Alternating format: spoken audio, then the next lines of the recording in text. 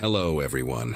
Before we start, make sure to like and subscribe to the channel, and leave a comment with where you're from and what time you're watching. That way, YouTube will keep showing you stories just like this one. Now, let's begin.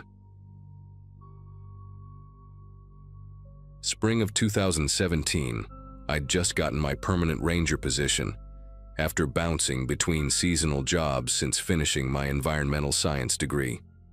Cedar Falls National Park sprawled across 300,000 acres of wilderness, and I was responsible for the northern sector, the most remote part where cell service died after the first ridge. Most days I dealt with lost hikers, illegal campfires, or the occasional bear that got too comfortable around the backcountry sites. That Wednesday in May started like any other: coffee in my thermos, radio check with dispatch, and a maintenance run to check trail conditions after the spring melt. Around noon, dispatch crackled through about a hiker complaint near Wolverine Ravine, something about a smell bad enough to make them turn back from their planned route. Wolverine Ravine sat 8 miles from the nearest trailhead, down a series of switchbacks that dropped 2,000 feet through dense pine forest. The hiker who called it in was this retired chemistry teacher named Harold, the type who logged every mile in a notebook and knew the park better than some rangers. When Harold said something was wrong, you listened. I grabbed my pack, extra water, and started the hike in, figuring maybe an elk had died near the trail or someone had left food that attracted scavengers. The temperature hit 75 that day, warm enough that any dead animal would definitely make its presence known. By the time I reached the ravine entrance, sweat soaked through my uniform shirt and gnats swarmed around my face. But nothing prepared me for the wall of stench that hit when the wind shifted.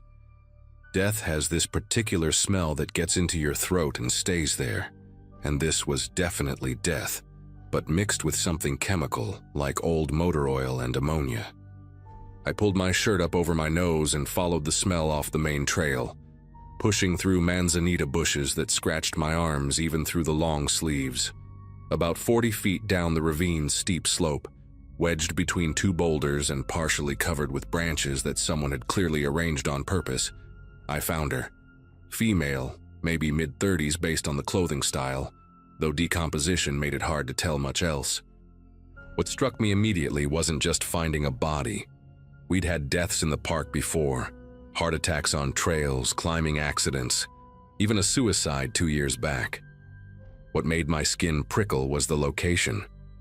This spot was impossible to reach without serious rock climbing skills, the kind that required ropes and anchors, and she was wearing jeans and running shoes, not hiking gear. I radioed dispatch for backup and the coroner, gave them GPS coordinates, then started documenting everything with my phone camera while waiting.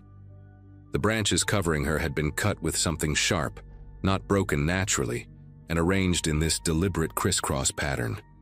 Her wrists showed ligature marks even through the decay, and there was duct tape residue on what remained of her jacket. But the detail that really got me was her jewelry, a distinctive turquoise bracelet with silver feather charms that looked handmade, expensive, definitely not something you'd wear hiking.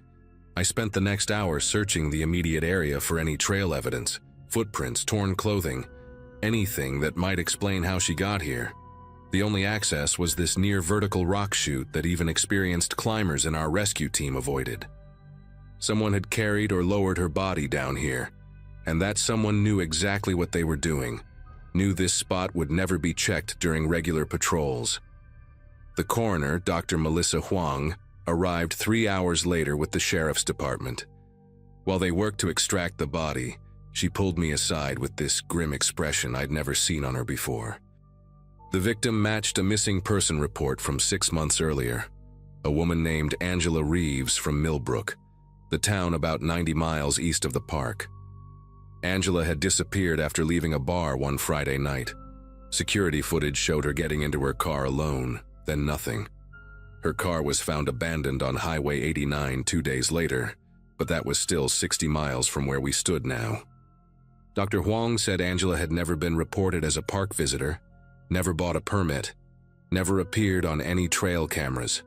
Someone had driven her body here specifically to dump it, choosing the most remote section of the park miles from any established trail, in a spot that would have taken serious planning to access. Sheriff's deputy named Kevin Ortiz took over the scene, and he immediately started asking me questions that made it clear this wasn't the first body dump they'd dealt with. Had I noticed any vehicles parked at unusual times at the remote trailheads? Any tire tracks on closed service roads? Anyone asking about abandoned mine shafts or caves in the area?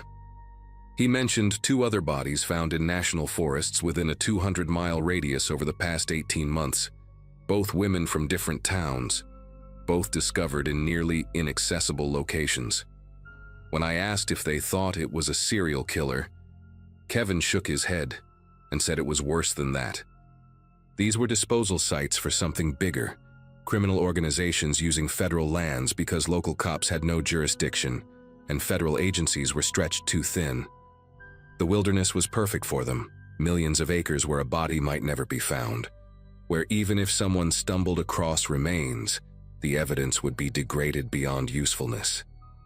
I couldn't get Angela Reeves out of my head that night, kept thinking about her family searching for 6 months while she was rotting in my park. The next morning, I started my own investigation, pulling up satellite maps of the northern sector, marking every possible vehicle access point that wasn't on official park maps. There were dozens of old logging roads from the 70s, most supposedly gated off, but gates could be cut. I spent my next 3 days off hiking these forgotten roads, and on the second day, found fresh tire tracks on what should have been an abandoned fire road near Granite Peak. The tracks led to a cleared area hidden by thick pine cover where someone had definitely been parking regularly.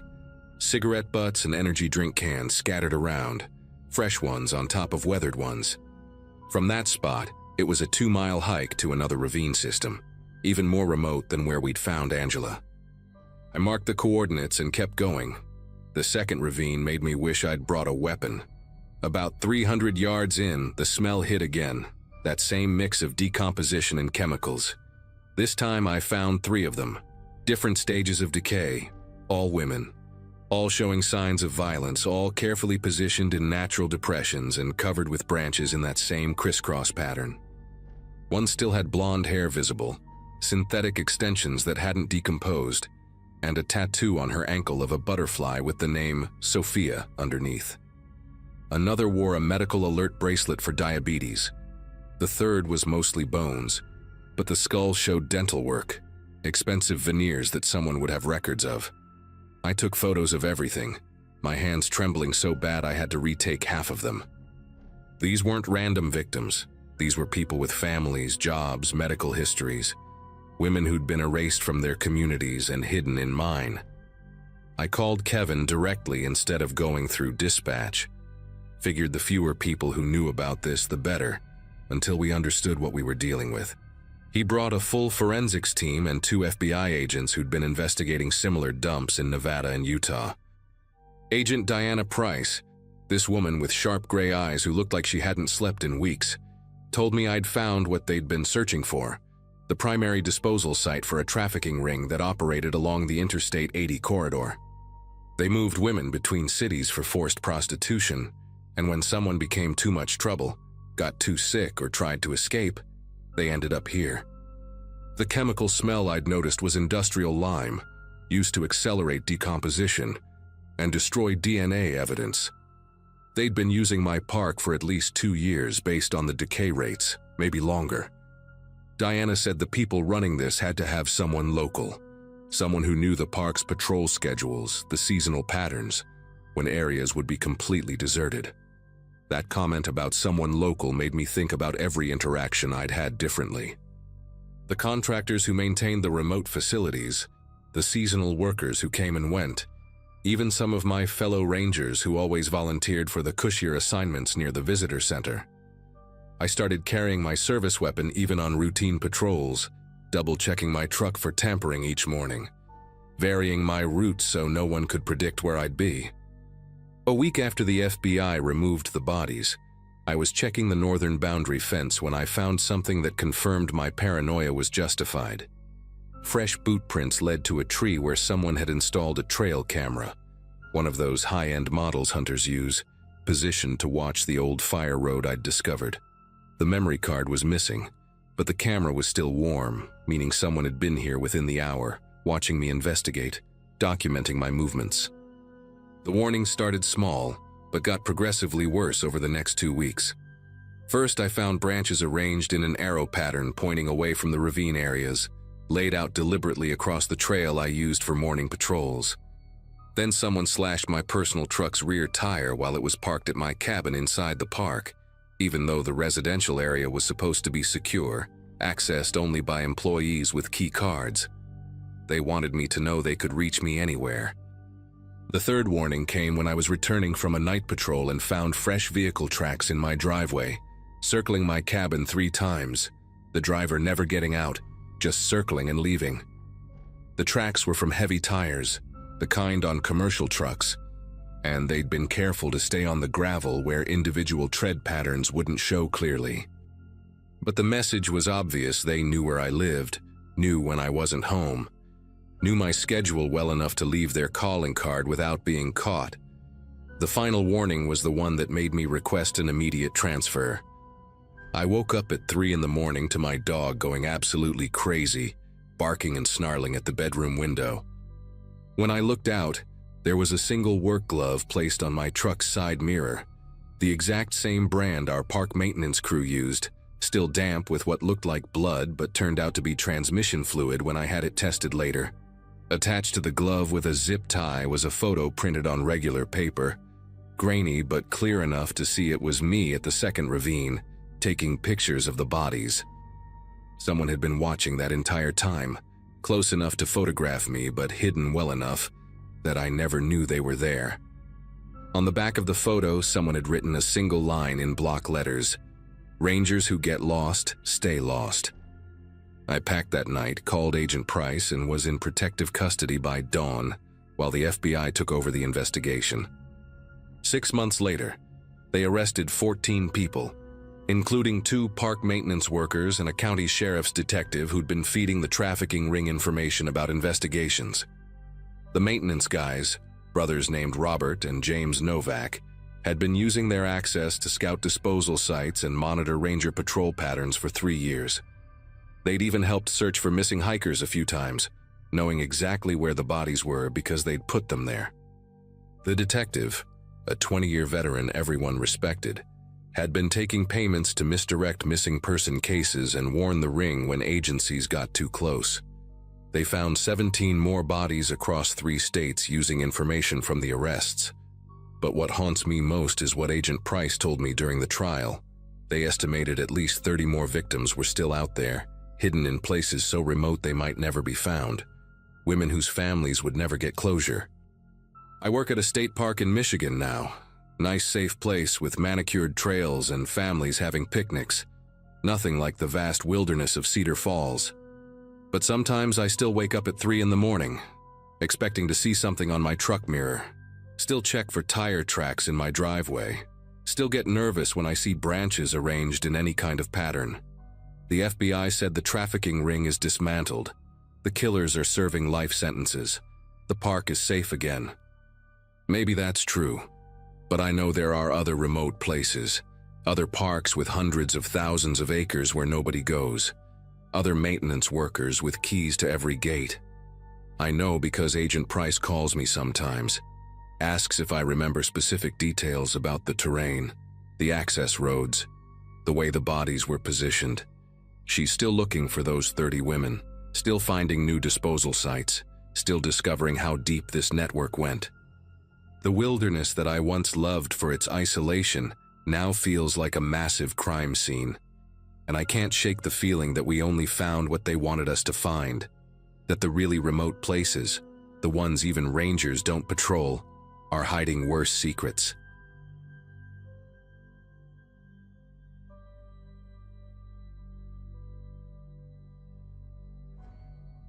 June in the mountains meant wildfire season, and somebody had to staff the remote observation posts. After 12 years with the Forest Service, rotating through the backcountry stations had become routine for me. Pine Ridge Cabin sat 14 miles from the nearest paved road, accessible only by a narrow dirt track that switchbacked through dense forest. Most rangers hated the isolation, especially the night shifts. but I actually preferred them. The silence gave me time to catch up on paperwork, monitor the radio channels, and watch for any signs of smoke on the horizon. That particular evening started like any other. I'd driven up just before sunset, relieving Greg, who'd covered the previous 3 days. He looked exhausted, mumbled something about a family of bears getting too comfortable near the outhouse, and practically ran to his truck. By 9 p.m., I'd settled in with my coffee, logbooks spread across the desk, the radio crackling softly with the usual chatter from dispatch and other stations scattered across the forest. Around 11:30, the radio static shifted into something else. At first, I thought another ranger was trying to reach me through interference, maybe from behind one of the ridges where signals got choppy, but the transmission wasn't following protocol. No call sign, no station identifier, just fragments of sound bleeding through the white noise. I adjusted the squelch, turned the dial slowly, trying to clean up the signal. What came through made me set down my coffee mug. It sounded like someone crying, muffled and distant, mixed with broken syllables that didn't form complete words. Then, clear as day between the static bursts, I heard it.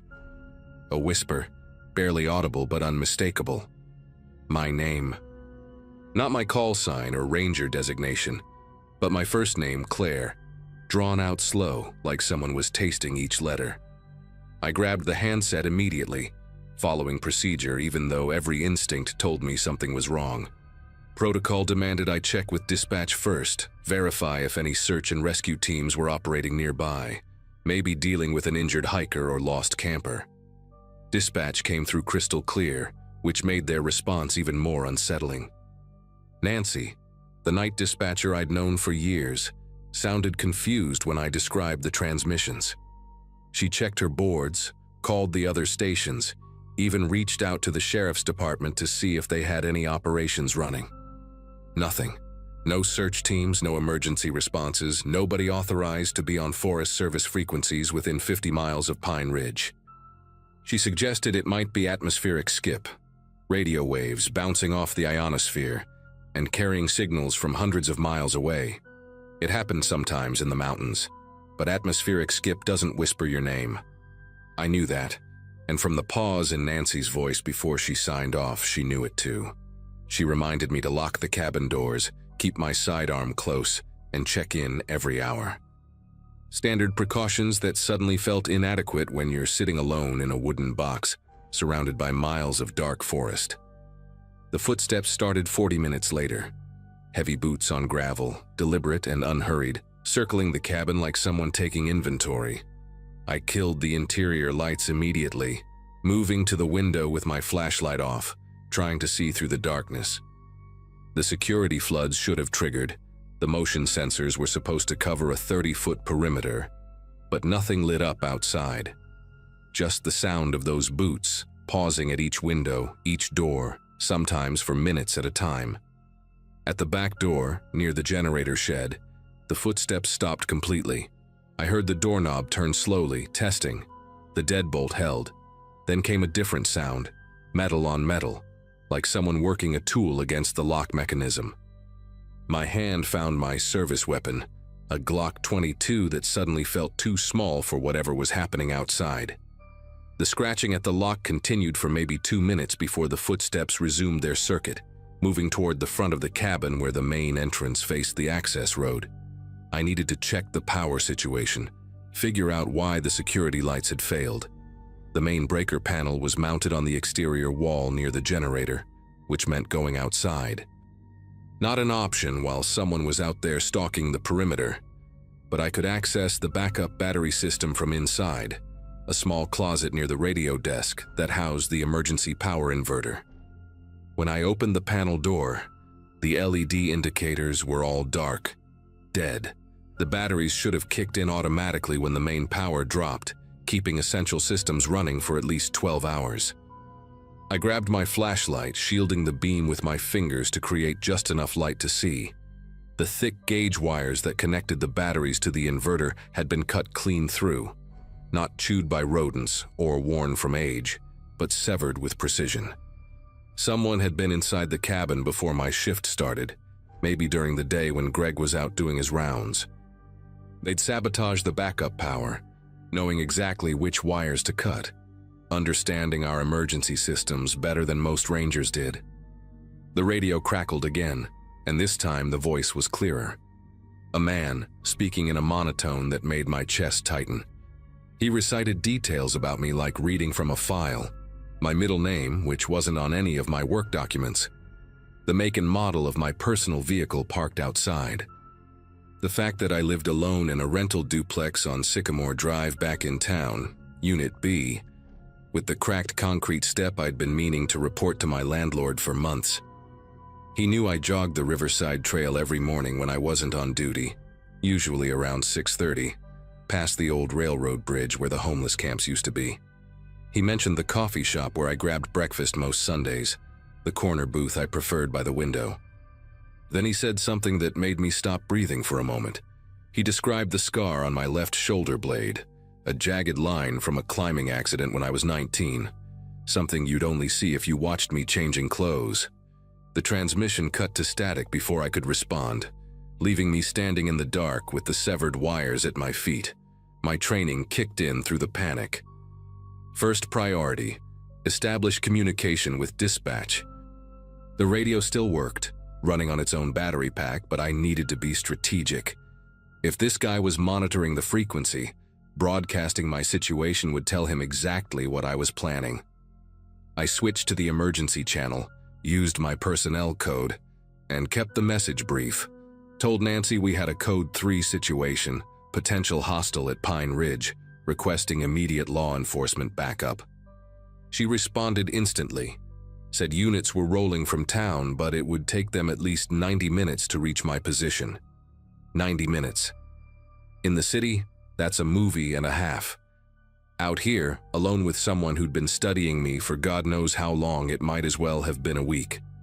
Nancy stayed on the line, her voice steady and professional, but I could hear the tension underneath. She kept asking if I was secure, if I needed medical, if I could provide a description. I told her I was barricaded inside, armed, and couldn't see the subject. What I didn't tell her was that I could hear him again, not walking anymore, but dragging something heavy across the gravel toward the front door.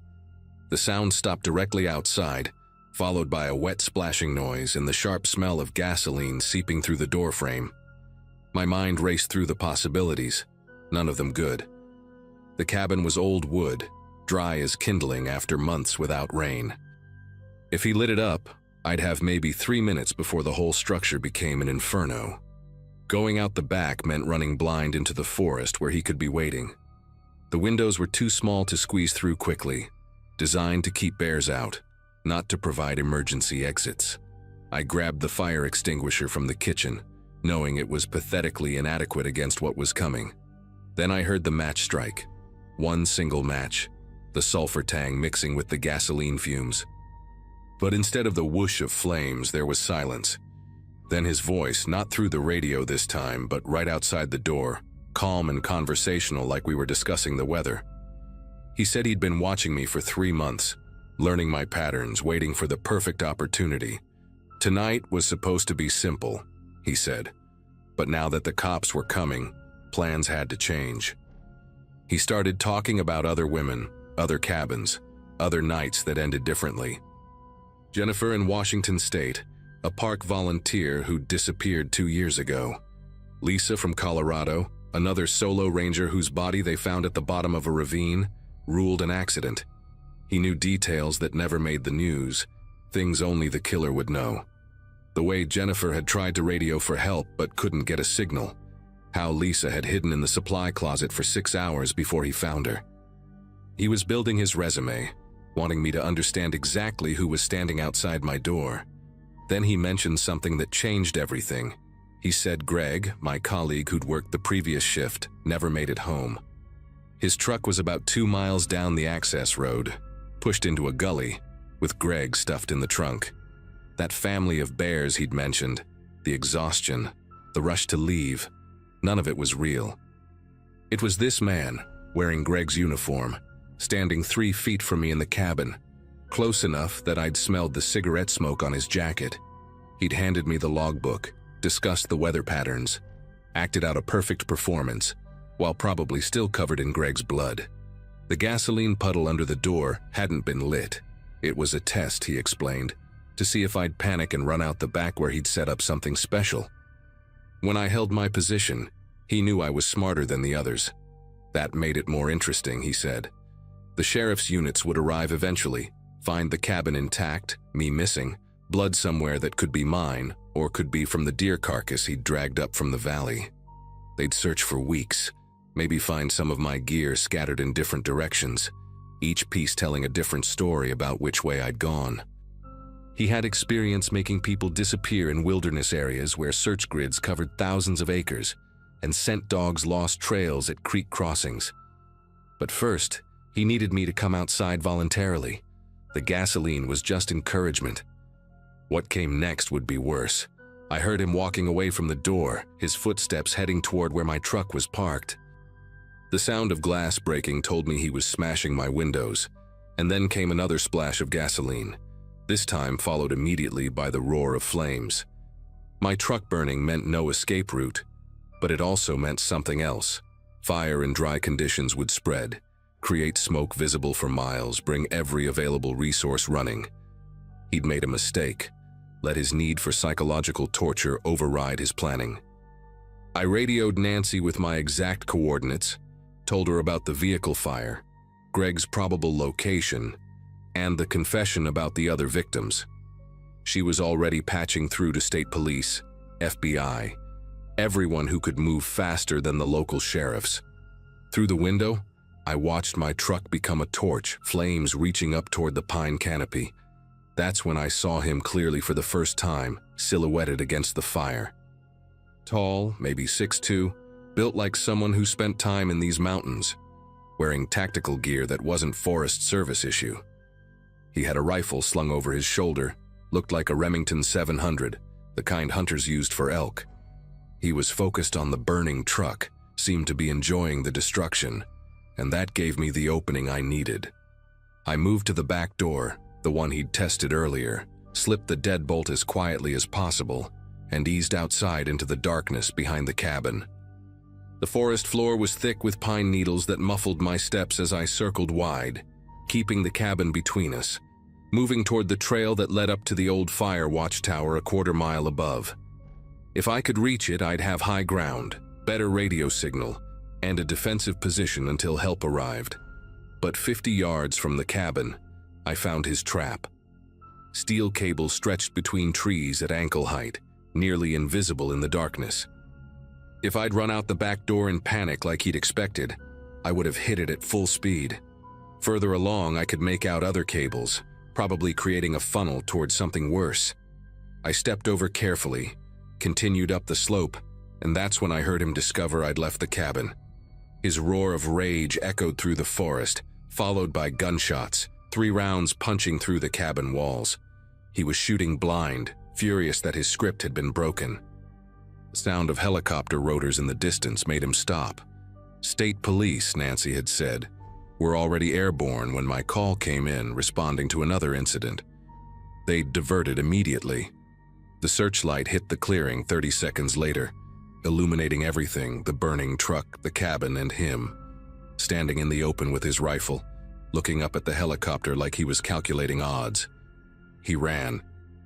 Not toward the forest where he might have evaded capture for days, but straight to the access road, where he must have stashed a vehicle. The helicopter followed, searchlight tracking him through the trees, while I screamed our location into the radio, directing ground units that were now only minutes away. They caught him 2 miles down, trying to ram through a roadblock the sheriffs had set up. Walter Hutchinson, 41, from Idaho originally, wanted in 3 states for similar attacks on women in remote locations. He'd been a wildland firefighter years ago, knew our procedures, our schedules, how we operated alone in these isolated posts. Greg survived, barely. They found him unconscious but breathing, severe head trauma but stable once the medics reached him. The cigarette butts under my cabin window tested positive for DNA linking Walter to 5 other crime scenes. He'd been hunting female rangers and park workers for 6 years, studying us, learning our patterns, picking the ones who worked alone.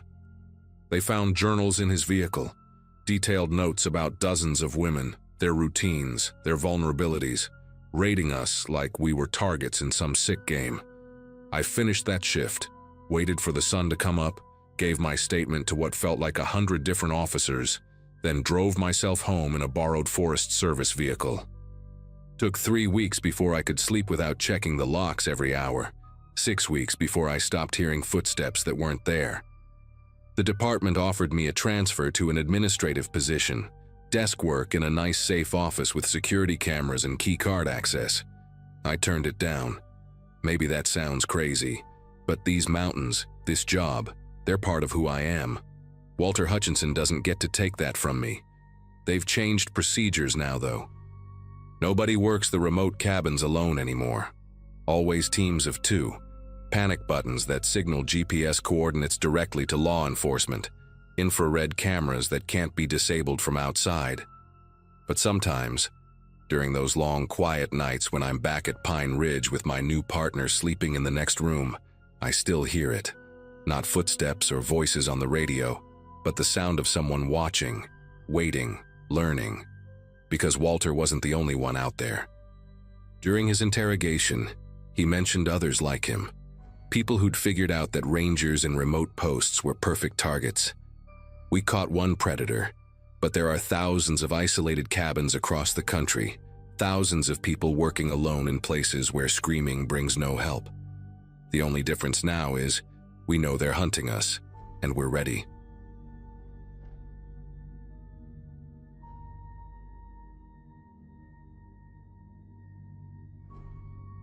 "5 years into being a park ranger, and I thought I'd seen everything the backcountry could throw at me. Bears breaking into supply sheds, hikers getting lost with their GPS still showing full bars, illegal grow operations hidden in the deep ravines. Monday was supposed to be routine maintenance on the old fire road that paralleled Eagle Creek, a section we'd ignored since early summer.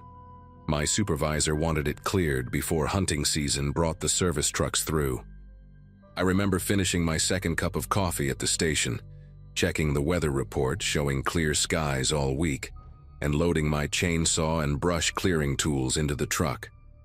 The drive out took 40 minutes on winding mountain roads, past the tourist overlooks where families would stop for photos later in the day. At the trailhead, I strapped on my work belt, shouldered my pack with water and emergency supplies, and started the 6-mile hike to where the real work would begin. 2 miles in, right where the trail hooks around this massive chunk of granite that looks like God dropped it there as an afterthought, I saw something that made me pull up short. A wire, thin as fishing line but definitely metal, stretched across the path at shin height. Morning dew had collected on it, creating tiny prisms in the early sunlight. My brain immediately went to poachers, since we'd been dealing with illegal deer snares for months.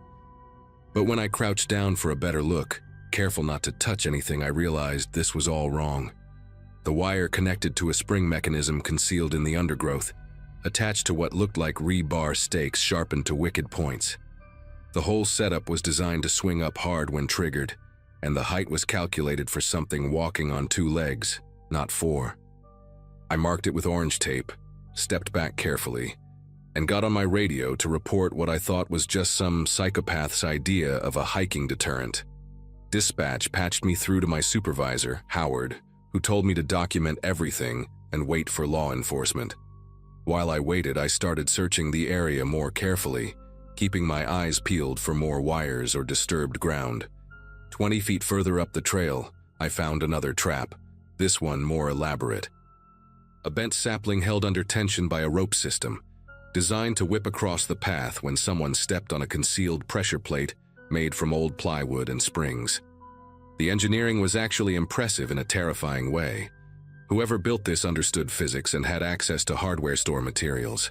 But what really made my skin prickle was finding a water bottle tucked behind a tree, still half full, with the condensation on the inside suggesting it had been left recently. The label was torn off, but there was a black X drawn on the cap with permanent marker.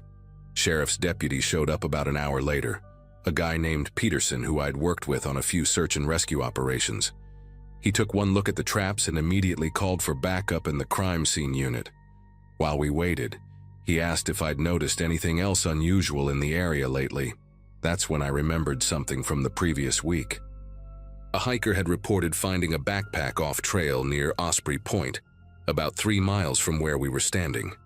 The pack had been torn apart, not by animals, but deliberately, with the straps cut and the contents scattered. We'd assumed it was teenagers being destructive, maybe looking for cash or electronics. But Peterson's face changed when I mentioned it, and he got back on his radio, speaking in codes I didn't recognize. When he finished, he told me they'd been tracking someone for the past 2 weeks, a suspect who jumped bail on federal weapons charges after threatening a judge. The guy's name was Mason Keller, former Army, trained in what Peterson called irregular warfare tactics. Apparently, Keller had gone off the deep end after losing a custody battle, blamed the entire system, and decided to disappear into the wilderness rather than face prison time. What Peterson didn't tell me, but what I found out later from another deputy, was that Keller had stolen camping equipment, weapons, and enough MREs to last months from an Army surplus store, injuring the owner in the process. The FBI had been tracking him through 3 states, always a step behind. They suspected he was in our park because his ex-brother-in-law had a hunting cabin near the northern boundary, abandoned for years but still standing. Peterson asked me to lead them to the cabin, said I knew these trails better than anyone. I should have said no, should have clocked out and gone home to my empty apartment and my microwave dinner. But I kept thinking about the families who hiked these trails every weekend. Kids who ran ahead of their parents, teenagers who came up here to smoke pot and make out. So I agreed. We formed a small team. Me, Peterson, 2 other deputies, and a park law enforcement officer named Janet, who I'd trained with years ago. Janet brought her tactical vest for me, insisted I wear it, even though it felt like I was playing soldier. As we hiked deeper into the backcountry, we found more evidence of Keller's presence. A tarp strung between trees with military precision, camouflaged so well, I walked right past it twice. Beneath it, empty food cans buried in a pit, the labels burned off. Human waste buried exactly 8 paces from the camp in 4 different directions, marking the cardinal points like some kind of obsessive ritual.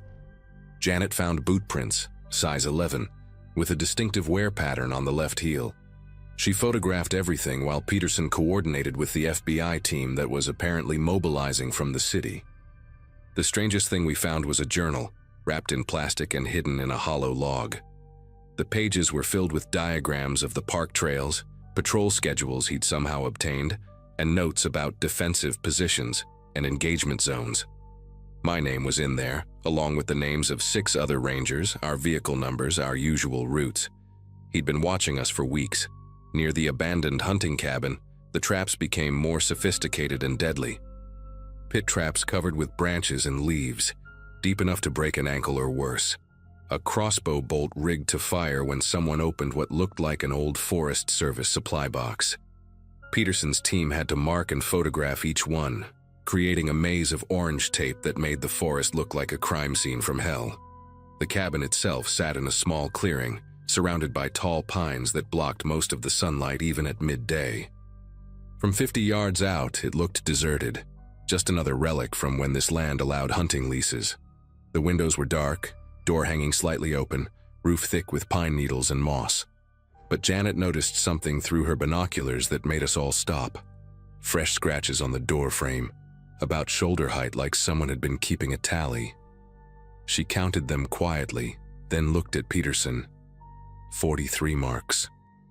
We'd had exactly 43 missing hiker reports in the past year, though most had been found or returned on their own. Coincidence, maybe, but my gut was telling me otherwise. Peterson called in our position and told us to hold while they brought in a tactical unit.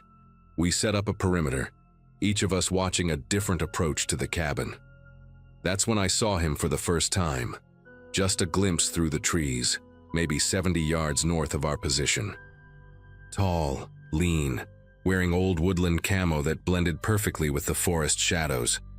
He was watching us through what looked like hunting binoculars, completely still, like he'd been there the whole time.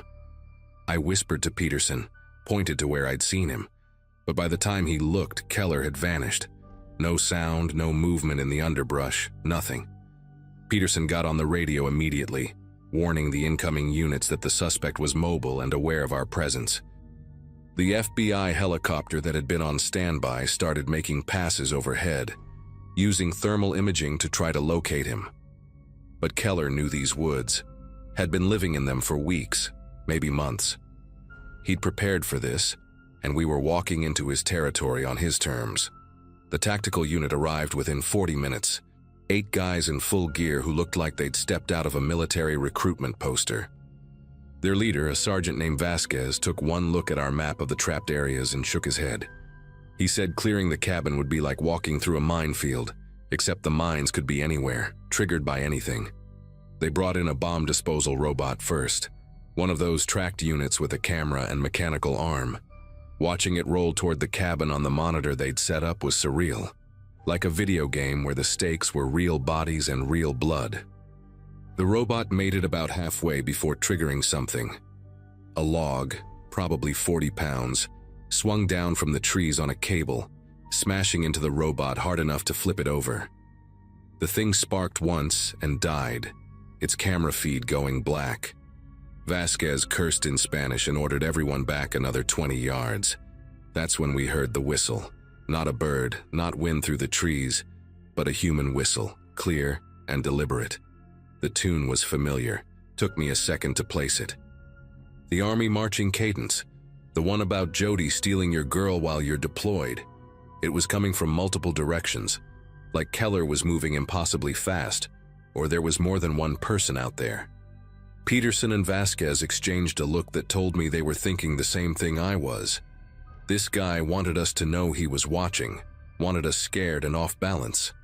The whistling stopped as suddenly as it started, replaced by something worse. A voice amplified through what sounded like a cheap megaphone coming from somewhere behind the cabin. Keller was talking, his voice calm and measured, like he was giving a lecture. He said he'd been expecting us, had been preparing for weeks. Said the cabin was a distraction, that the real show was about to begin.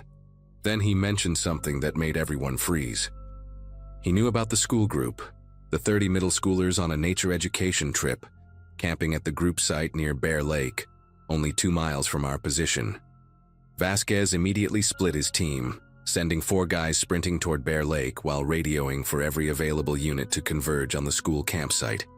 I knew that trail better than anyone. Told Vasquez I could get them there faster using a deer path that cut 40 minutes off the main route. He nodded, assigned 2 of his men to come with me while the rest continued to secure the cabin area. We ran hard, branches tearing at our clothes, jumping fallen logs, sliding down steep sections where the trail was more suggestion than path. About halfway there, we found the first sign that Keller had been this way too. A wallet deliberately placed on a rock in the middle of the trail. The driver's license showed a woman named Carol, 43, from Oregon. One of the teachers had to be. The tactical guys wanted to stop, check for traps, but I kept moving. Every second counted now. We could hear the helicopter circling ahead, and then the radio crackled with news that made me run even harder. They'd found the school group safe, but traumatized. Keller had walked right into their camp at dawn before anyone else was awake, and had a conversation with one of the teachers while she made coffee. Told her about the traps, showed her photos on a digital camera of every single one he'd set, then walked away into the forest like it was just another morning hike. The chase lasted 6 more hours. Keller led us through terrain that would have broken most people, up cliff faces through dense undergrowth that required machetes to pass, across streams swollen with snowmelt. He was always just ahead, leaving signs that he wanted us to follow, pieces of gear, more photos showing traps we hadn't found yet, even a map with locations marked in red X's. The FBI profiler who'd arrived by then said Keller was controlling the narrative, making us play by his rules, exhausting resources while he dictated the terms. But he made one mistake. Near sunset, he crossed through an area where a controlled burn had cleared the undergrowth 2 years prior, leaving nowhere to hide for almost 300 yards. The helicopter spotted him immediately, and this time he had nowhere to disappear to.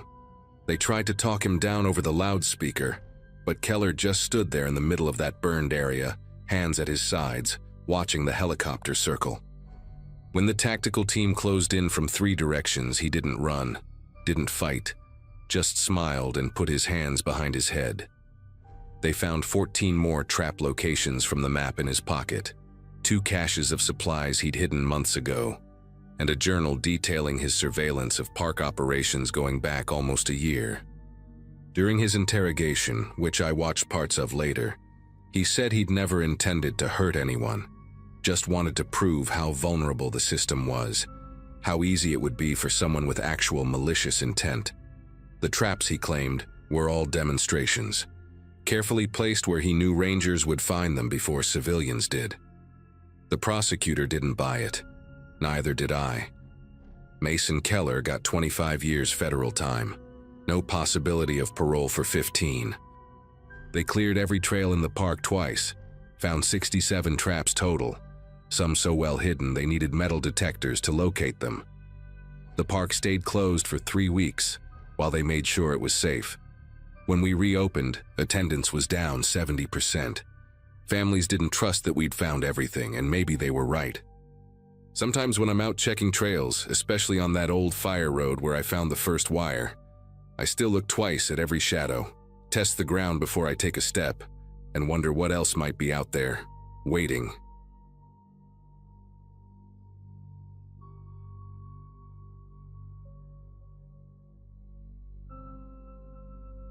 Seven summers patrolling Blackwater National Forest, and you develop a sixth sense for when campers are in trouble.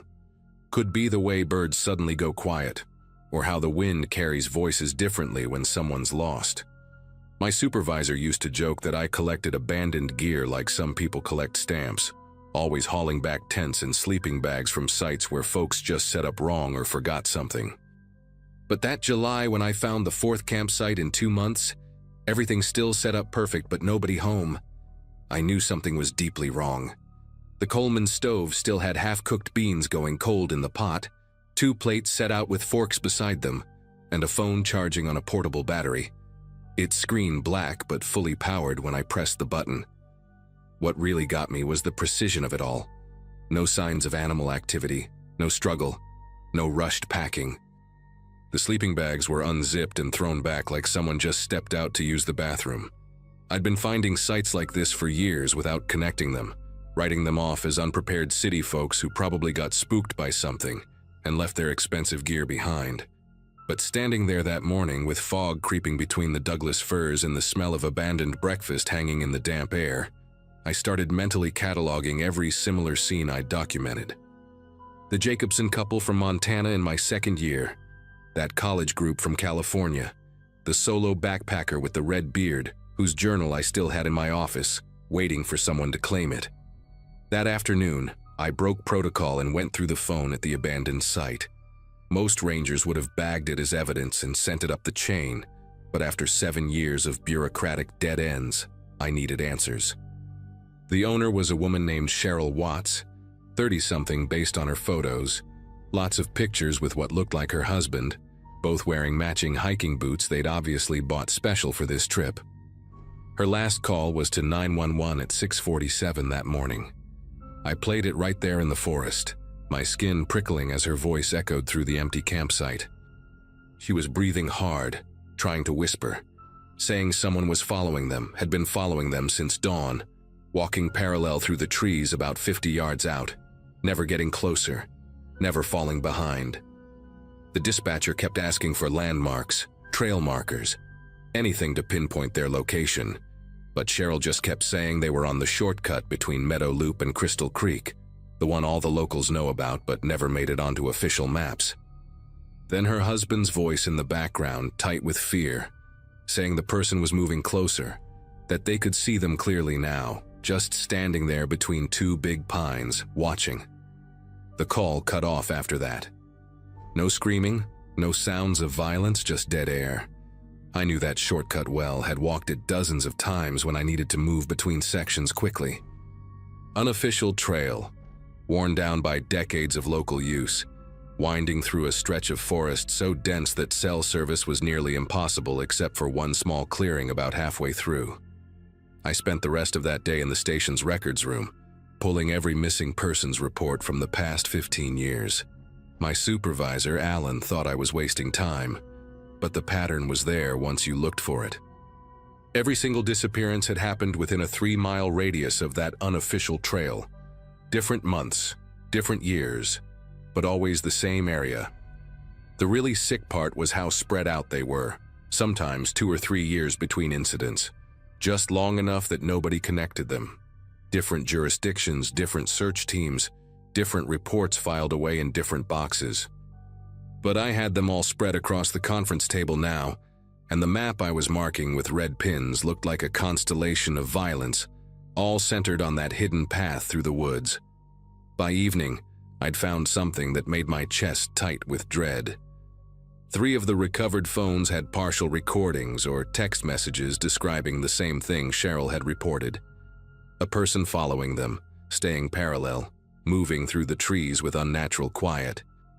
One hiker, a kid from Arizona State who vanished in 2011, had managed to send a video to his girlfriend.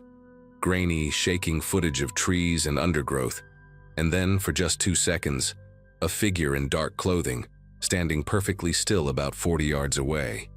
The face was too distant to make out clearly, but the posture, the way they stood with their weight balanced, ready to move, looked practiced. Like someone who had done this many times before, who knew exactly how far away to stay to keep their prey nervous, but not quite panicked enough to run. I drove out to the shortcut trail as the sun was setting, not sure what I expected to find. The entrance was barely visible from the main path, just a gap between 2 massive cedars that looked like nothing unless you knew where to look. I'd walked maybe a quarter mile in when I found the first one. A hunting blind, old but well-maintained, built into the hollow of a dying oak about 15 feet up. From that position, you could see anyone coming up the trail for about 200 yards, but they'd never see you. The construction was expert, using the tree's natural shape to hide the platform, with branches woven into the supports, so it looked like part of the canopy. Inside, I found water bottles with recent expiration dates, energy bar wrappers, and a pair of binoculars that looked military grade. There were more blinds further down the trail, spaced about 300 yards apart, each one positioned to cover blind spots from the previous one. Someone had created a perfect surveillance network along the entire unofficial path. But the worst discovery came at the 4th blind, where I found a notebook wrapped in plastic. Pages and pages of observations, written in cramped, neat handwriting. Times, dates, descriptions of hikers, details about their gear, their pace, whether they were experienced or amateur. Some entries had check marks next to them. When I cross-referenced the dates with my missing persons files back at the station, every check mark matched a disappearance. The last entry was from 3 days ago, describing Cheryl and her husband in perfect detail, down to the color of their backpack straps. My radio crackled to life, Alan asking for my position. I told him to send everyone he could to the shortcut trail, that I'd found evidence of a serial predator. While waiting for backup, I kept reading through the notebook, trying to understand the pattern. The writer never hunted locals, only outsiders who stumbled onto the unofficial trail by word of mouth or accident. They watched for days sometimes, learning routines, waiting for the perfect moment when the hikers would be in that cellular dead zone. The level of patience was staggering. Some entries tracked the same group for a week before they either left the area or got marked with that checkmark. The handwriting occasionally mentioned the collection point, always in reference to a location deeper in the forest, past where the unofficial trail ended. Sheriff's Department arrived within an hour, along with state police and 2 FBI agents who happened to be working another case nearby. We set up a command post at the trail entrance, and by midnight, we had K9 units working through the forest. The dogs picked up a scent trail from the last blind that led deeper into the wilderness, into an area that technically wasn't even part of the park anymore. Private land that had been sold off decades ago to various buyers. parcels that changed hands so often the county had trouble tracking current ownership. Around 3 in the morning, the dogs led us to an old fire road that hadn't been on any of our maps. Fresh tire tracks in the dirt, deep grooves from a heavy vehicle. The road wound up the mountain for about 2 miles before we found the cabin. It looked abandoned from the outside, just another old hunting lodge left to rot. But the door had a new deadbolt, and the windows, while dirty, were intact and reinforced. We waited for the warrant while keeping the place surrounded. When we finally entered at dawn, the smell hit us first. Chlorine and something else. Something organic and wrong. The main room was set up like some kind of processing station. Industrial plastic sheeting on the floors, commercial-grade freezers along one wall, and a collection of hunting and butchering tools arranged with obsessive precision. But no bodies. The FBI agents found trace evidence, hair and blood that would later match several missing hikers, but whoever lived here had been careful. The back room had surveillance equipment, monitors showing feeds from hidden cameras all along the unofficial trail, some angles I hadn't even found yet. A whole wall covered with photographs of hikers, hundreds of them, some crossed out with red marker. We never found Cheryl and her husband, or any of the others marked with check marks. The cabin's owner was listed as a shell company that led nowhere, registered to a P.O. box that had been closed years ago. Forensics pulled one partial print from the notebook, but it didn't match anyone in the system. For 3 weeks, we had teams combing every inch of that forest, checking every cave, every ravine. State police put up roadblocks, but whoever had been hunting in those woods was gone. They'd probably left the moment I'd called for backup, monitoring our radio channels just like they'd monitored everything else. The unofficial trail is closed now, blocked off with federal warning signs, but locals still report seeing someone out there sometimes walking parallel to the official trails, staying just inside the tree line. Park Service added more rangers, installed cameras, but that whole section of forest still feels wrong, like something terrible soaked into the soil itself. I transferred to a different park the next year, couldn't handle walking those trails anymore, knowing he was probably out there somewhere, maybe watching from some blind we never found, waiting for everyone to forget so he could start hunting again.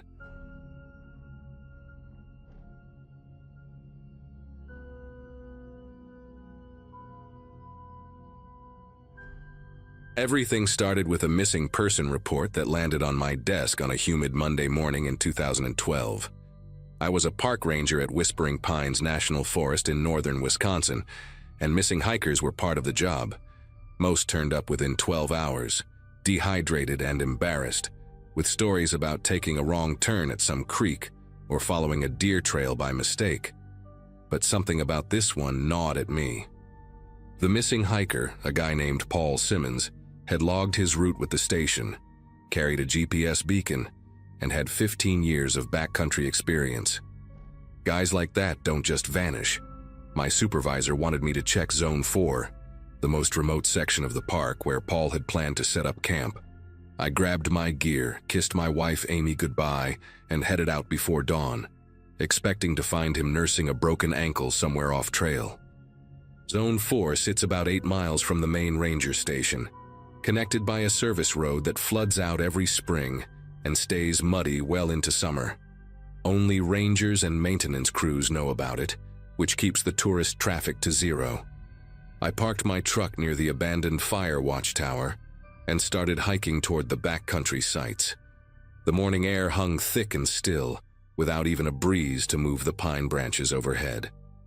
About half a mile in, I spotted fresh drag marks cutting through the underbrush. They started near a fallen log and disappeared into a thick cluster of mountain laurel. The marks were maybe 3 days old, carved deep into the soft earth, with a strange pattern that suggested someone had been pulling something heavy while trying to stay hidden from the trail. I pushed through the laurel branches, following the disturbed ground for about 30 yards, when that familiar sick, sweet smell of decomposition hit me like a physical wall. The shallow grave was barely 2 feet deep, hastily covered with loose dirt and pine needles that had already started to scatter. Paul's body lay face down, his limbs arranged in an unnatural position that made my chest tighten. But what really got me was what was missing. No backpack, no boots, no jacket. Even his thick camping pants were gone. He was left in just his underwear and a torn base layer shirt. The ground around the grave showed no signs of a struggle, no blood spatter on the nearby trees, nothing to indicate he'd fought back.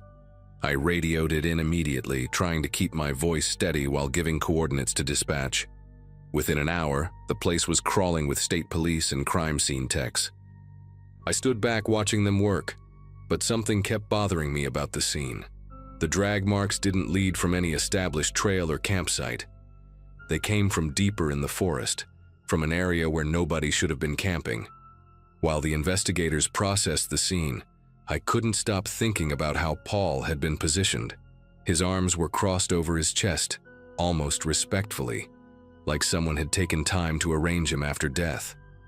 Detective Riley, a veteran cop with 20 years under his belt, pulled me aside and asked about other missing hiker cases. I told him we averaged maybe 2 or 3 a year, usually resolved within days. But his question got me thinking. That night, I went home and pulled up our incident database on my laptop while Amy slept beside me. I started cross-referencing missing persons reports with body recovery locations, going back through our digital records from 2008 when they'd switched from paper files. What I found made me get up and pour myself a drink. Over the past 4 years, we'd recovered 7 bodies in the backcountry zones. All hikers, all found in shallow graves, all missing their gear. Every single one had been discovered by a ranger during routine sweeps, never by civilians. The locations weren't random either. They were all near unofficial trails that only park staff used for maintenance access. The next morning, I drove to the records building in town and convinced old Martha, the clerk who'd been there since the 80s, to let me into the basement archives.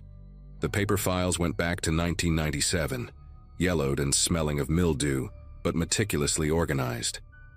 I spent 6 hours down there, photographing pages with my phone, building a timeline that made me increasingly uneasy. The pattern went back further than I'd thought. 15 years of bodies, all found the same way. What scared me most was the precision. The killer knew our patrol schedules, knew which routes we checked and when. He was timing the bodies to be discovered within a specific window, fresh enough that evidence remained, but decomposed enough that immediate pursuit was impossible. I found a map in one of the old files where a previous ranger had marked body recovery sites with red X's. When I overlaid it with our current patrol routes, my mouth went dry. The bodies formed a perfect circle around the ranger station, each one positioned at maximum distance from the others, like someone was marking territory. On Wednesday morning, 3 days after finding Paul, I got a call at 4 a.m. Another body, this time in Zone 7 on the opposite side of the park. Same setup, shallow grave, missing gear, body arranged with care. The victim was a woman named Ruth Chen, reported missing 5 days prior. But here's what made me nearly lose it. She'd been killed after Paul, even though Paul's body was discovered first.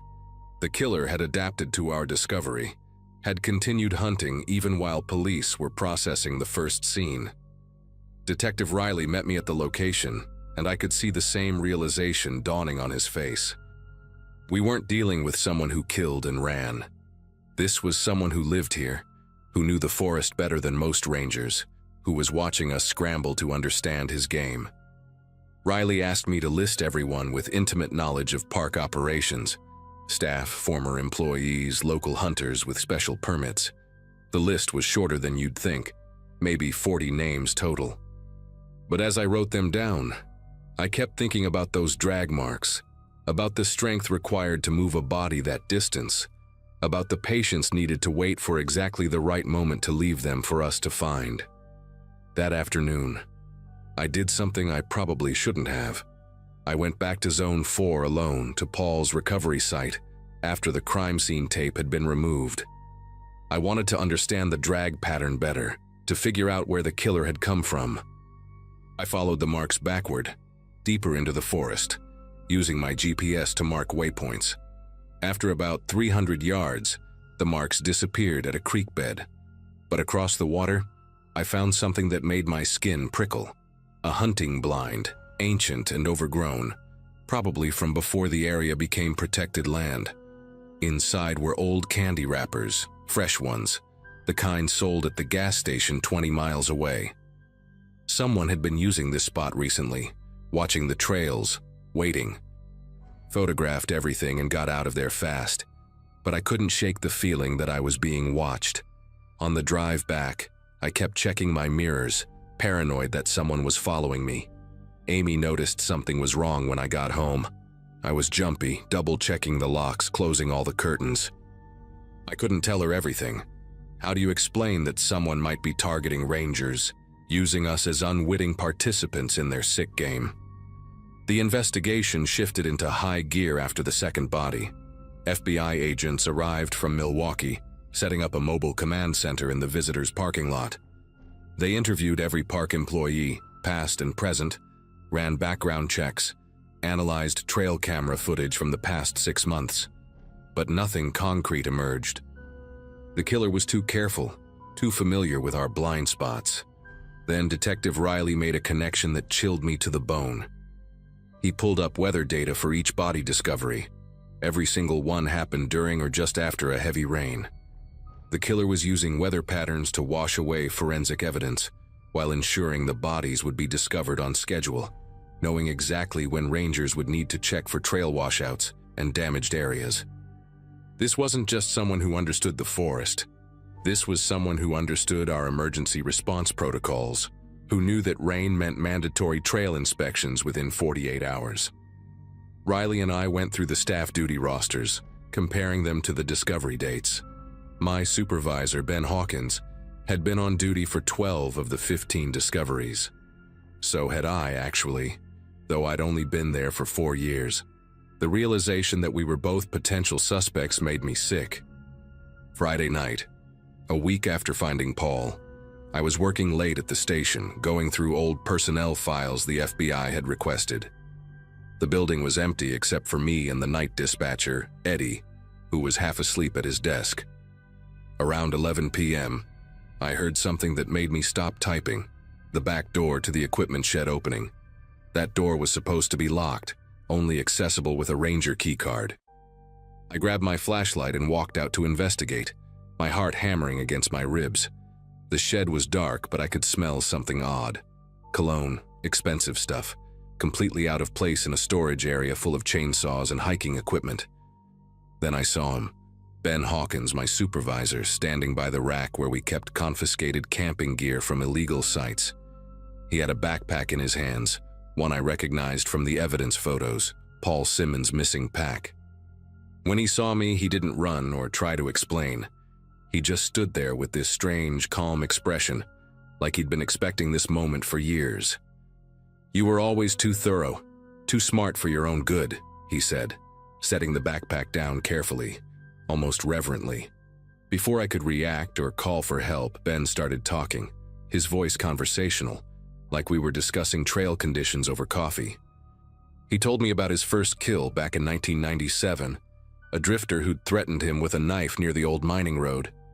Self-defense, he claimed, but something had awakened in him during that struggle.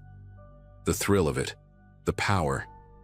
He'd spent months planning after that, studying ranger protocols, learning how to hunt humans like they were deer. The hiker's gear? He kept it all in a storage unit in town, trophies from what he called his harvests.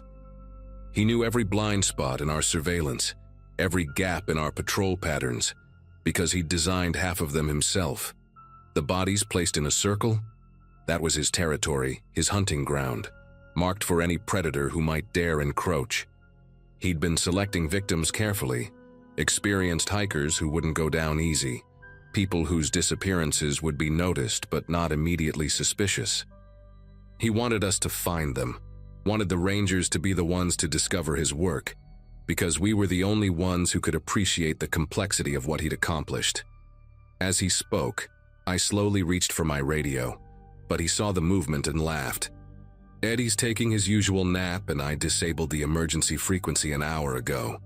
It's just you and me now, just like I planned." The strange thing about fear is how it can sharpen your mind while your body wants to shut down. I knew Ben had 40 pounds and 6 inches on me, plus whatever weapon he was concealing, but I also knew the shed layout better than my own house. Every tool placement, every corner, every exit. When he stepped toward me, I grabbed a bear spray canister from the shelf and emptied it directly into his face. The confined space made it worse for both of us, but I was ready for it, already moving toward the door while he screamed and clawed at his eyes. I burst out of the shed gasping and ran straight for my truck, fumbling with the keys as I heard him stumbling behind me, cursing and retching from the spray. I managed to get the engine started just as he reached the parking lot, his face a mess of tears and mucus, rage replacing that calm control he'd maintained for so long. I drove straight to the town police station, not stopping for red lights or stop signs, laying on the horn the entire way. When I stumbled through their doors, covered in bear spray residue and babbling about Ben, they thought I was having a breakdown until Detective Riley showed up and confirmed my story. They arrested Ben at his house 3 hours later, finding the storage unit key in his pocket and enough evidence inside to close 23 missing persons cases across 3 states. Ben never went to trial. 2 weeks after his arrest, while being transferred to a federal facility, the transport van crashed on a remote stretch of highway during a thunderstorm. Both guards survived with minor injuries, but Ben's body was never found.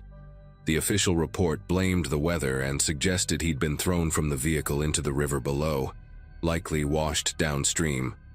But I know better. I've seen the efficiency of his planning, the patience of his execution. Sometimes late at night when I'm lying awake next to Amy, I think about all those unofficial trails in the forest, all those hidden spots only a ranger would know. The FBI closed the case 6 months later, satisfied that the killings had stopped. And they have, at least in our park. But last month I got an email from a ranger in Wyoming about some hikers going missing near their backcountry zones, bodies found stripped of gear in shallow graves. He wanted to know if we'd experienced anything similar. I deleted the email without responding and submitted my resignation the next day. Amy and I moved to Phoenix, about as far from any national forest as we could get. I work in hotel management now, and I sleep better surrounded by concrete and streetlights than I ever did among the trees. But sometimes I still dream about that circle of bodies around the station, and I wake up wondering if it was really about territory, or if Ben was marking something else entirely, a hunting ground he'd returned to when everyone had forgotten, when new rangers took over who didn't know to look for the signs.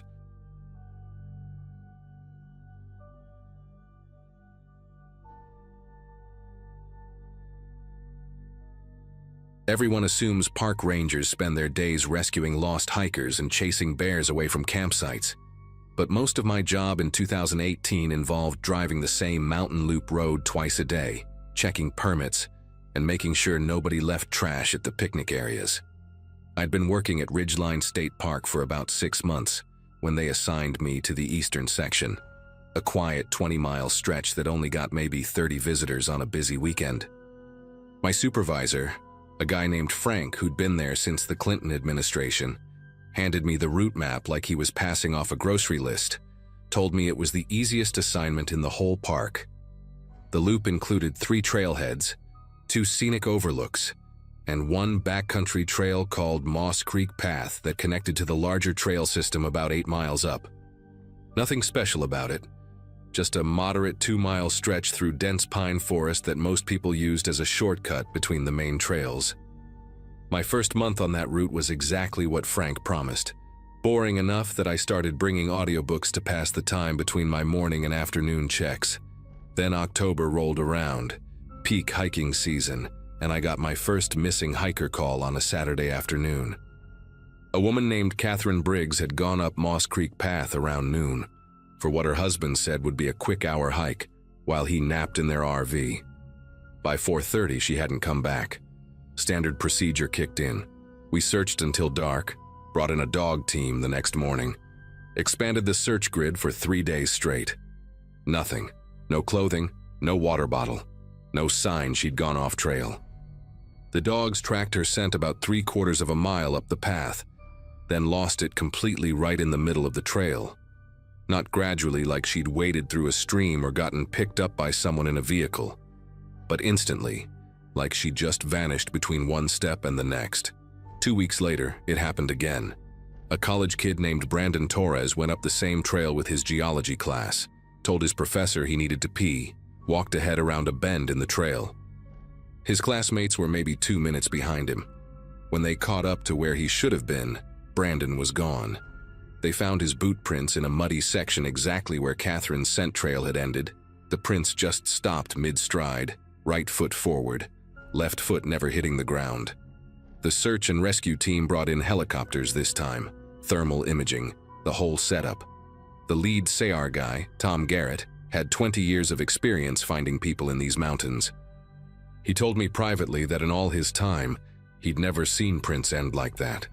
Not without some explanation like a creek or rock face or something to account for the missing tracks. Frank pulled me aside after the second search wrapped up with no results. Asked if I'd noticed anything unusual on my daily rounds. I told him about the boot prints, about how both missing hikers had vanished at roughly the same spot on the trail. He got this look on his face, not surprised exactly, more like someone had just confirmed something he didn't want to hear. Then he told me to focus on my other duties, said the state police were taking over the investigation. But here's what bothered me. The state police never showed up. I checked with dispatch every day for a week, called my buddy who worked for the state troopers. Nobody had any record of being assigned to our missing hikers. When I brought it up to Frank again, he acted like he'd never told me anything about state police, suggested maybe I'd misunderstood him in all the stress of the searches.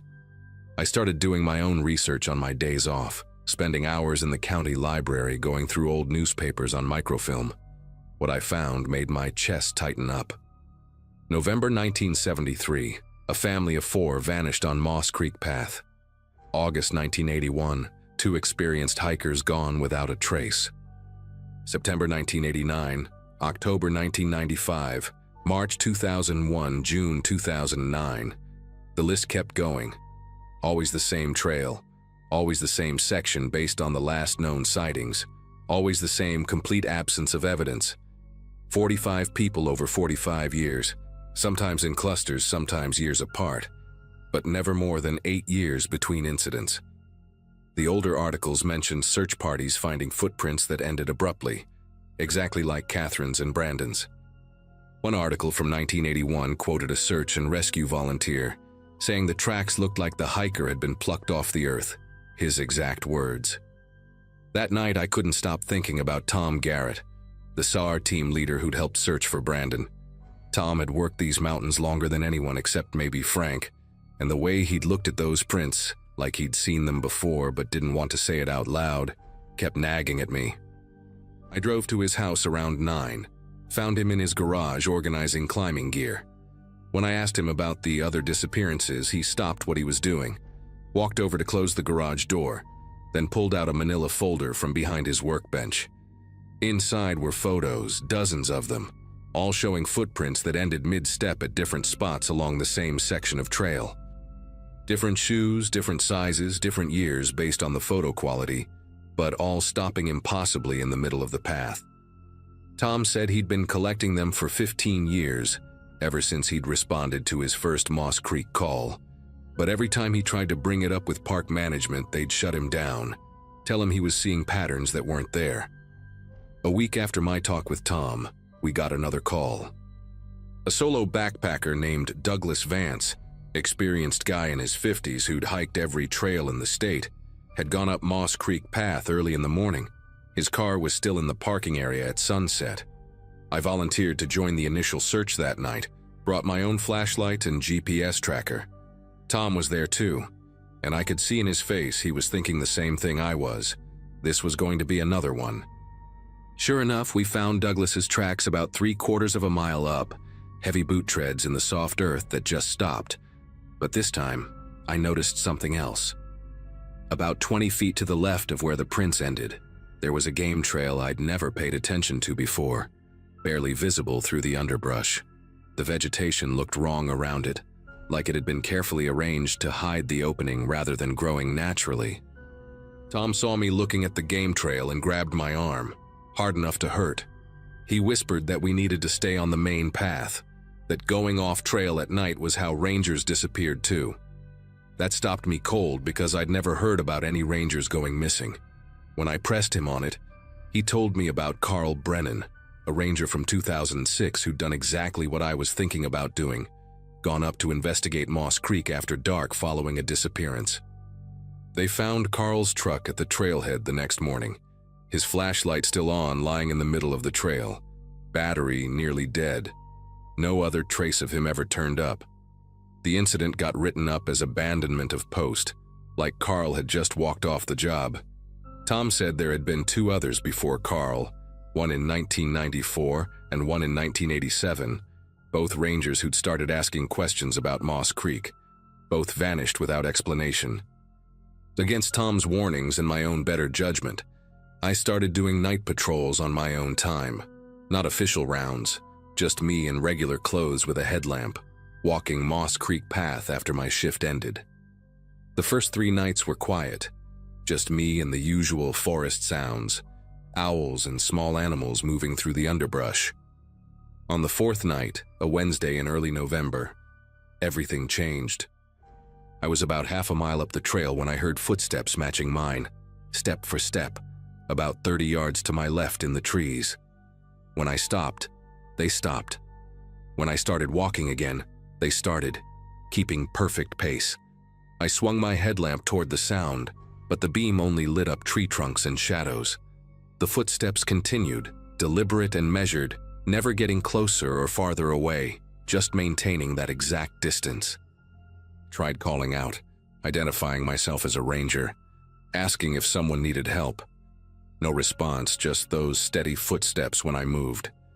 I made it another quarter mile before I noticed something that made me stop breathing for a second. There were other footsteps now, at least 2 more sets, one on my right side and one behind me, all maintaining that same careful distance, all stopping and starting in perfect synchronization with my movements. They weren't trying to catch me or cut me off, just following, watching, like they were escorting me somewhere. The trail ahead led to the spot where all those footprints had ended, maybe 300 yards away. Every instinct told me to run back to my truck, but I kept going, some stubborn part of me needing to know what was at that spot. As I got closer, I started hearing something else between the footsteps, a low humming sound, not quite human but not mechanical either, coming from multiple directions. My headlamp started flickering. The battery was full when I'd started. I'd checked it twice, but now it was dimming and brightening randomly. When I reached the spot where the footprints always ended, the footsteps around me stopped completely. The silence was worse than the sounds had been, like the entire forest was holding its breath. I swept my failing headlamp around in a full circle and caught a glimpse of something that shouldn't exist. Eyes, at least a dozen pairs, reflecting the light from different heights in the trees. Some 8 feet up, others at ground level, all perfectly still, all watching me. But these weren't animal eyes. They were too large, too forward-facing. And they blinked in unison, all of them at once, like they were connected somehow. Then I saw the shapes between the trees, tall and thin but wrong in their proportions, arms too long, moving in ways that hurt to follow with my eyes. They weren't quite people, but they stood upright, wrapped in what looked like old Park Service uniforms, torn and weathered but still recognizable. One of them stepped forward just enough for me to see its face in the dying beam of my headlamp, and I understood with horrible clarity that I was looking at Carl Brennan, or what Carl Brennan had become after 16 years in these woods. The thing that used to be Carl opened its mouth, and when it spoke, the voice came from all directions at once, from all of them, like they were sharing the same thoughts. It said they'd been watching the trail since before the park existed, selecting people who met certain criteria I couldn't understand. Something about electromagnetic signatures and biorhythms that meant nothing to me, but seemed to matter to them. They weren't killing anyone, they were collecting them, changing them, making them part of whatever they were. Carl said they'd been human once, all of them. Hikers and rangers who'd been chosen over the decades, transformed into something that could survive in the spaces between what we see moving through dimensions or planes or whatever they called it. They offered me a choice: join them voluntarily and keep enough of myself to remember who I'd been, or wait until they decided to take me anyway and lose everything. I ran then, sprinted down that trail faster than I'd ever moved in my life, their laughter following me, knowing they could catch me whenever they wanted but letting me go for now. I quit the next morning, walked into Frank's office and handed him my badge and keys without explanation. He didn't ask why, didn't try to convince me to stay, just nodded like he'd been expecting it and pulled out a form he already had filled out with my name and that day's date. As I was leaving, he said something that confirmed every suspicion I'd had about the cover-up. He told me to forget about Moss Creek, said that some things had been happening in these mountains longer than the Park Service existed, longer than the state itself, and the best anyone could do was manage it, keep the numbers low, make sure it didn't get out to the public. The park stayed open because closing it would raise questions, would bring investigators and journalists, would disturb arrangements that had been in place for generations. He said they kept the trail open as a kind of offering, let those things take a few people a year so they wouldn't range further, wouldn't start hunting in the towns at the base of the mountain. I moved 3 states away, took a job in retail, tried to pretend those months at Ridgeline never happened. But last month I saw a news article online about a family that vanished on Moss Creek Path. The Mitchell family, parents and 2 teenage kids, gone without a trace. The article mentioned that search efforts were being coordinated by the head ranger, Frank Coleman, who assured reporters that everything possible was being done. I know better.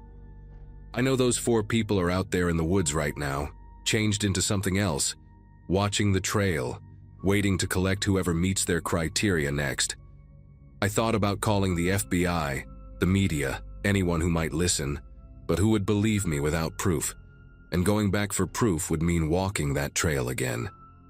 Sometimes at night, I dream about those eyes in the trees, all blinking in unison, and I wake up wondering if they're still watching me somehow, if the choice they offered is still on the table, if one day I'll just disappear from my apartment and wake up back in those woods transformed into whatever they are. The truth is, the disappearances will keep happening, have to keep happening, because the alternative is worse, and everyone who knows about it has agreed to let it continue rather than risk what might happen if those things in the woods got hungry enough to leave the trail.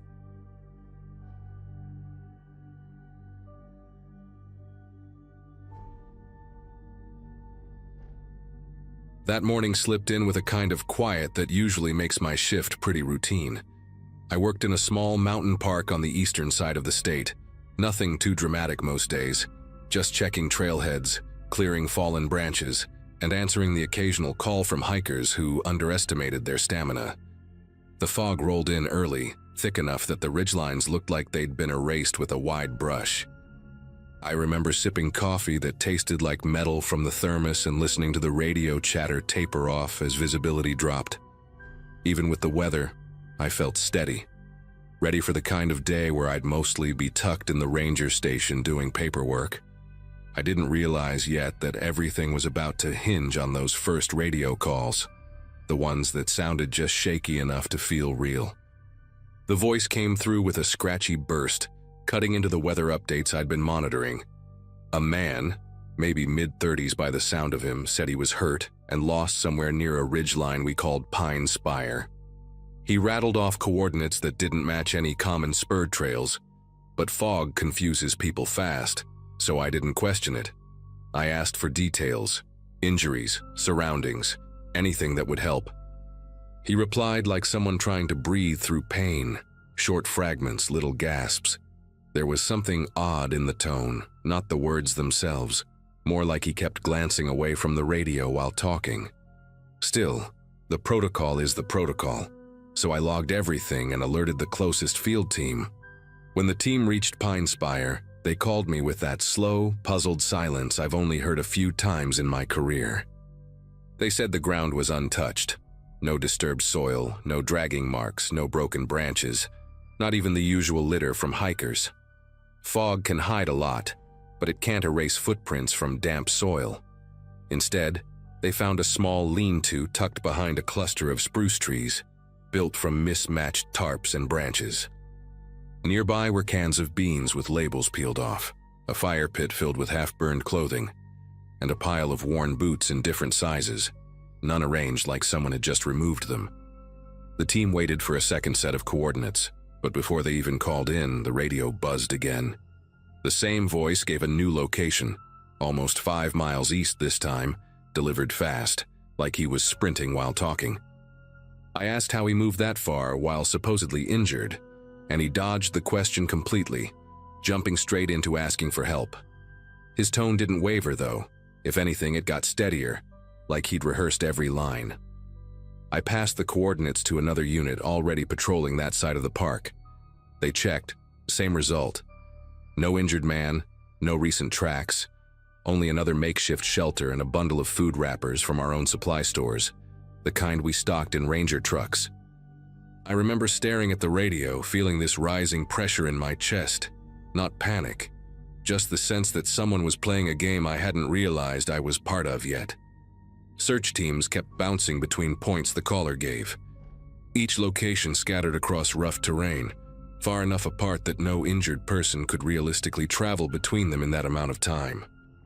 But every site had its own sign of someone living out there.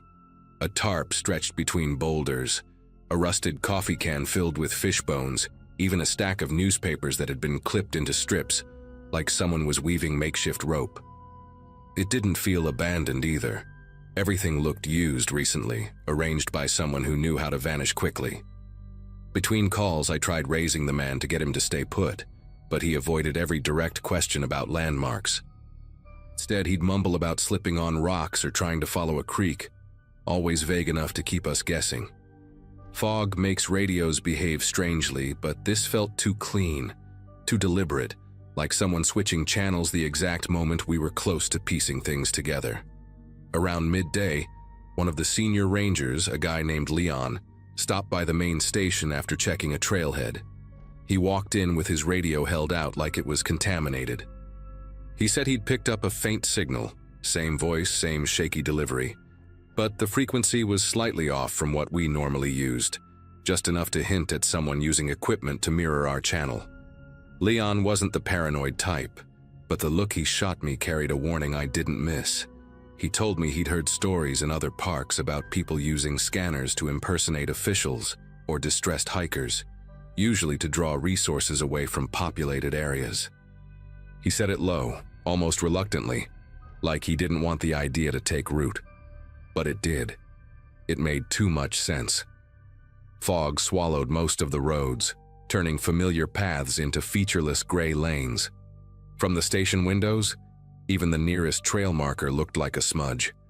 With every new call, I felt the pattern solidifying.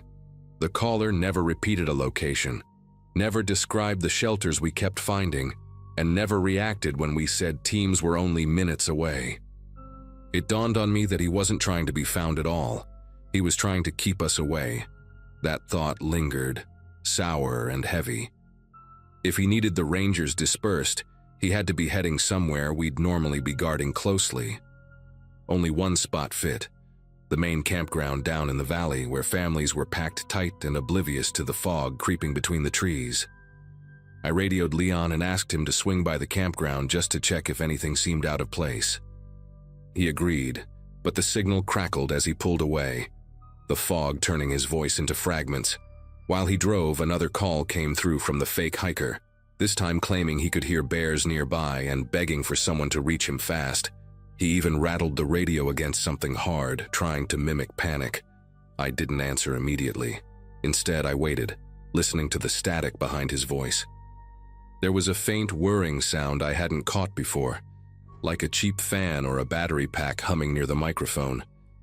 The kind of noise handheld scanners make when they're not grounded properly. It felt like the last puzzle piece clicking into place. Leon checked in a few minutes later, sounding strained. He said the campground seemed quiet at first, kids playing near the fire pits, a couple arguing while setting up a tent, normal weekend stuff. But then he noticed that one of the supply sheds behind the ranger kiosk had its padlock pried open, the metal bent like someone had worked on it for a while.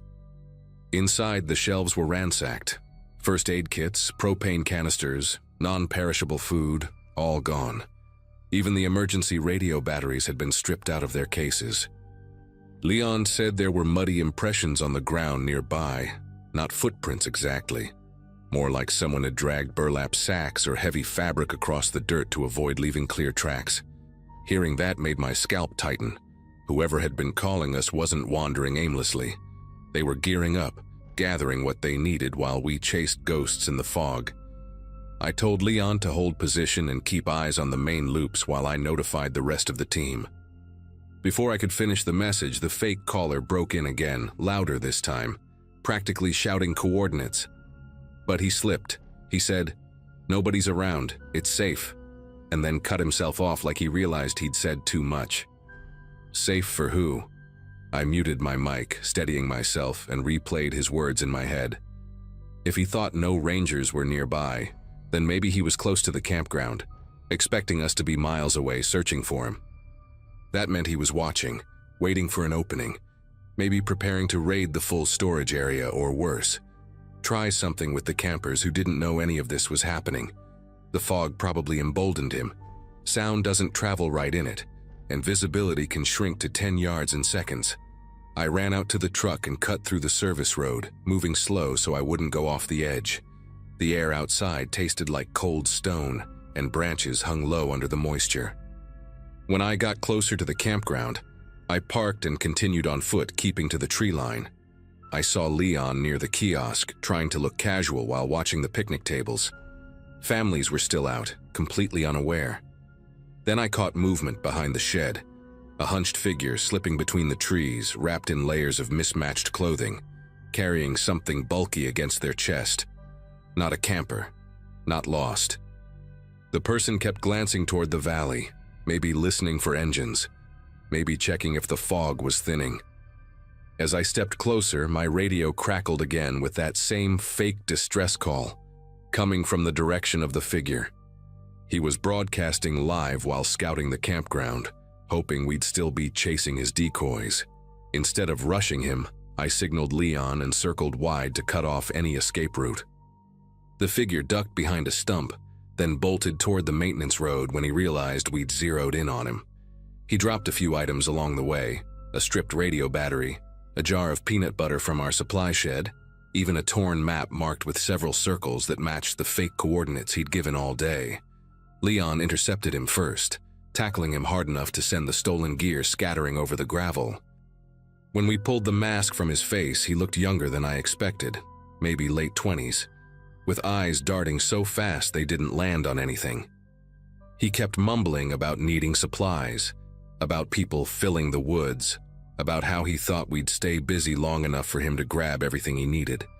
The sheriff's office took him shortly after, and once the fog finally thinned, the whole campground learned how close they'd come to being part of a different story entirely. I still think about that day whenever the fog settles thick, and the radio hisses unpredictably, how a simple voice on the line nearly turned into something much worse.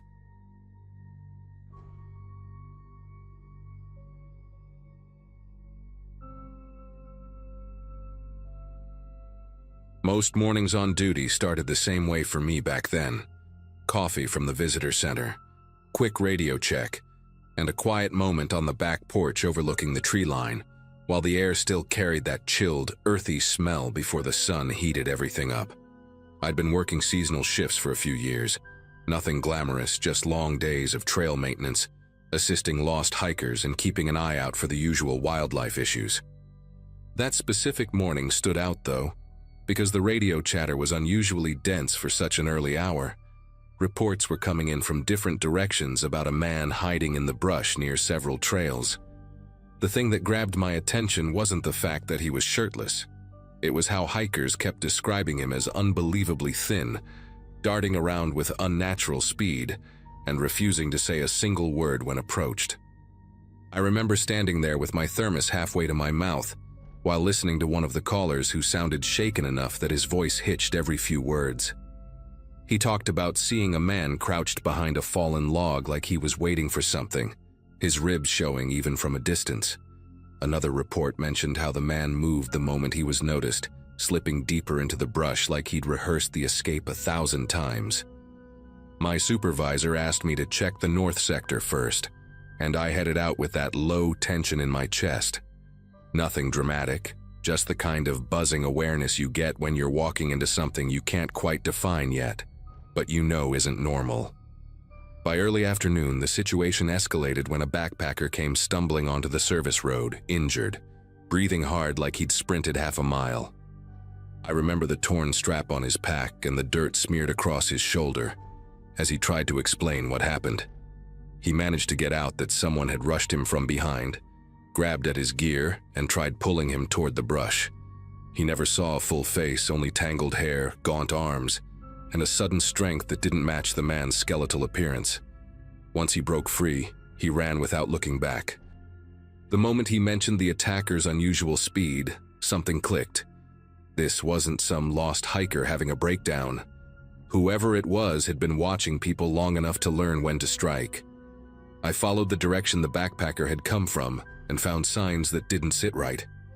Branches bent at odd angles, impressions in the dirt that looked more like someone using their hands than their feet to anchor themselves, and long drag marks leading off trail. A few minutes deeper in, I spotted the torn fabric from the backpacker's strap snagged on a thorny bush, proof that the attacker hadn't just bumped into him but intentionally tried to pull him off the main path. I radioed it in and kept pushing forward, slower this time, noticing how the forest seemed untouched by regular foot traffic. The deeper I went, the quieter everything became, almost as if the usual sounds had thinned out with the light filtering through the canopy. It felt like stepping into a part of the forest that didn't want to be disturbed. Maybe an hour into tracking those strange signs, I reached a boundary most hikers never even knew existed. A rusted chain strung between two warped posts marking the start of a restricted zone used decades ago for emergency training. The place hadn't been maintained in years, so the forest had reclaimed it almost completely. Thick vines wrapped around old metal fixtures, and the soil felt softer, like no one had stepped there in ages. Still, something about the pattern of disturbances on the ground told me someone had been using this forgotten patch of land regularly. A few snapped twigs formed a faint path that curved deeper, and I followed it cautiously, pushing aside the underbrush piece by piece until the smell of damp wood and something faintly sour hung in the air. Eventually, I reached a small clearing where an old survivalist-style shelter sat partially hidden under branches someone had deliberately layered over the roof.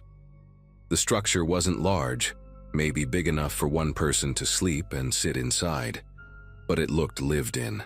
The doorway was draped with a tarp so aged that the edges had frayed into thin strands. I remember pausing for a long moment before lifting it, half expecting someone to lunge out. Instead, the space inside was empty, but cluttered in a way that told a long story.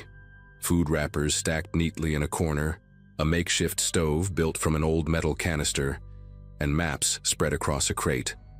One map in particular caught my eye, my own patrol route circled in red, updated with markings that only someone who'd watched for weeks could have pieced together. Next to the maps lay something that unsettled me more than the idea of being watched. A weathered journal with a cracked spine, pages swollen from moisture. I flipped through it with slow hands, reading entries about long shifts, arguments with supervisors, and a growing resentment toward outsiders intruding on the land.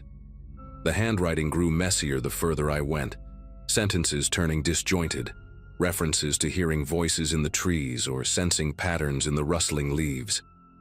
One entry mentioned a resignation after a collapse that happened during a storm. That date matched a personnel file I vaguely remembered hearing about years before, someone who used to work seasonally around here and never fully recovered from a breakdown. I realized then that the journal wasn't some scattered relic. It belonged to the person described in those emergency orientations, the one who'd walked away and simply never returned. While processing all of this, I spotted a pile of torn clothing hidden beneath a slab of bark. Some pieces looked sun-bleached, others dirty and stiff with mud. Among them were fragments of gear that matched descriptions from missing persons cases that had circulated quietly among staff for years. Those cases had always felt disconnected, a hiker who vanished without a trace, a camper who never made it back to their site, but the locations had all hovered around this general sector. Standing there, the weight of it sank in. Whoever had lived in this shelter didn't just know the forest better than anyone. They had shaped their entire existence around avoiding human contact while watching everything that moved. This wasn't a ghost story or some legend passed around campfires. It was a person who had let isolation reshape them into something unpredictable. I stepped away from the shelter to radio in the findings, but before I even reached for the device, a branch snapped from somewhere to my right. Sharp, intentional, too close to be wildlife. I didn't see anyone, but the feeling of being observed tightened around me like a net. The silence had a weight to it now, as if the trees were holding their breath. I spoke calmly into the radio, giving my location and requesting backup, choosing my words carefully so I wouldn't spark panic. While I waited, I kept scanning the tree line, watching for the slightest twitch of movement. At one point, I spotted a smudge of dirt on a rock that hadn't been there minutes earlier. It was enough to tell me he knew exactly where I was and had probably been watching since the moment I crossed into the restricted zone. 2 other rangers eventually arrived, and we secured the area as best we could before sweeping outward with measured steps. It didn't take long to find more signs that someone had been circling us. Fresh impressions in the soil, scraps of leaves that looked recently disturbed, and an odd pattern of stones arranged behind a fallen log. Whoever this former employee had become, he wasn't surviving by luck. He moved with purpose, using every inch of the terrain like it was an extension of his own body. We followed the trail as far as we safely could, but the track slipped into a slope that ended in dense growth we couldn't push through without risking injury. Eventually, our supervisor called off the pursuit, deciding we'd already pushed our luck far enough without visual confirmation of the suspect. Over the next few weeks, patrols were doubled, trail cameras were installed, and certain areas were temporarily closed. Footage from one camera showed something that still unsettles me. A figure passing through the edge of the frame, moving so quickly that only one clear detail registered. A shock of dark, tangled hair swaying behind him. No shirt, no gear, no hesitation. He kept his head angled downward, his posture low, almost animal-like. When we tried to track him after that, he was always one step ahead, leaving faint evidence that he'd been there but never giving us a direct encounter. The missing persons cases from previous years were re-examined, and the cluster of disappearances around that sector suddenly made grim sense. It was clear he hadn't just stayed in the forest all this time. He'd adapted to it in ways none of us were prepared for. The park eventually implemented a formal protocol, identifying him not as a rumor, not as some local myth, but as a real human threat. Unpredictable, potentially violent, and intimately familiar with the terrain. The shelter was dismantled, the journal stored as evidence, and search teams combed the area at intervals. But we never found him again. Every so often, a hiker reports seeing someone darting between the trees, or hearing footsteps where no one should be. Each time the description is the same: extremely thin, fast, filthy, silent. Nothing mystical, nothing supernatural. Just a man who walked away from society and let the wilderness carve a new version of him. I still patrol the park today, and whenever I pass that old restricted zone, I can't help but wonder if he's somewhere nearby, watching with the same quiet intensity that started this whole mess.